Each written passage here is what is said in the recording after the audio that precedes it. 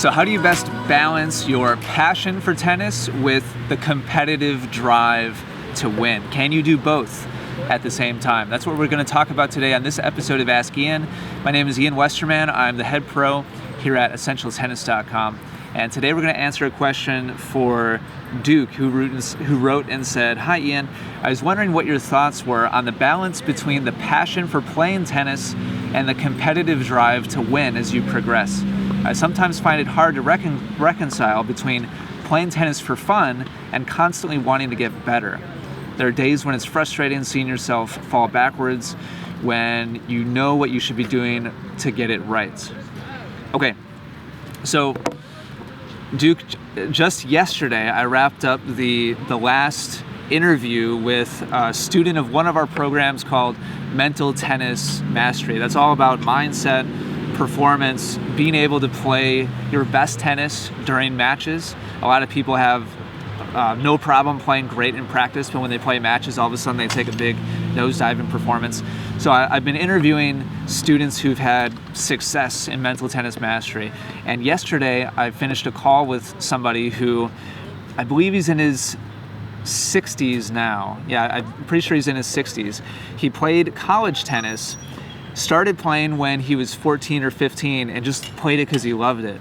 When he got to college, he made his team. He walked onto his varsity team at the college that he went to, and all of a sudden everything just totally shifted for him. And it went away from playing for fun or for passion, his passion of the sport, and he totally shifted his mindset towards just needing to win all the time. And if he didn't win, he was upset. If he did, maybe he'd be happy, but even then, he'd be really hard on himself for the shots that he missed, even on the way to a win. And now, in his 60s, he's gone 30 years being frustrated by the competitive side of the game. And in looking back, he really regrets that he didn't have the right mindset to where he could actually equally enjoy practicing or just hitting, for fun or for passion, and the competitive process, actually competing. So for me, a big part of what this boils down to, I can't give you everything. There's a lot of different parts that go into this, having the right mindset. But for me, probably the biggest thing is having in mind the difference between being driven by results versus being driven by the process. What I mean by that is if you derive your fulfillment on the court from experiencing the process of tennis, meaning whether it's practicing and putting in the practice repetitions, whether it's learning through a video or from a lesson from your local pro and getting more knowledge, or whether it be the competitive side of things, going out and playing a tournament, challenging somebody who's a level above you, or playing that guy who's always, or girl who's just always had your number in the past, all these different things. If it's that process of learning and growing and improving, if that's where you get your fulfillment from, then it's actually possible to totally enjoy matches whether you win or lose. Now, for some of you, that just totally blows your mind, and it's the complete opposite of how it is for you now.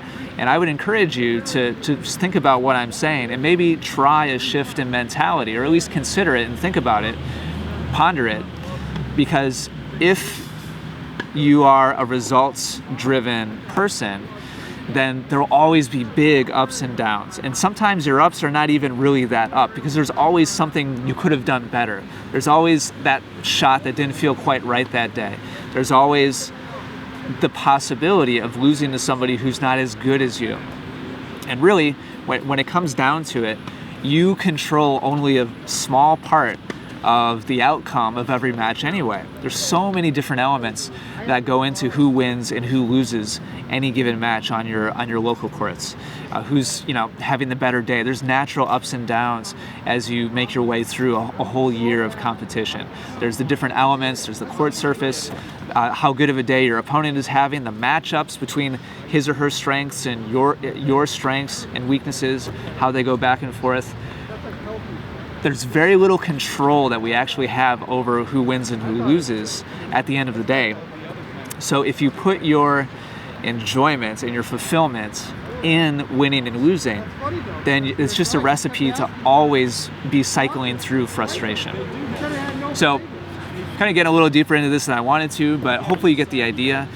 Think of this as either being process driven or results driven. Hopefully you start shifting more towards process, and by doing that, you can enjoy yourself much more on the courts and have much better experience out there without having the frustrations and the big ups and downs.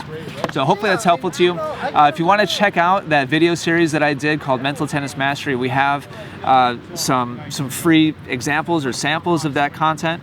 There's a link to that right down below, or you can go to mentaltennismastery.com. Thank you for watching. If you have any comments or questions about anything I just talked about, leave those in the section down below, along with any topics that you'd like me to talk about or answer in future episodes of Ask Ian. Until then, thanks for watching, take care, and good luck with your tennis. For hundreds of free digital tennis lessons, head over to essentialtennis.com right now.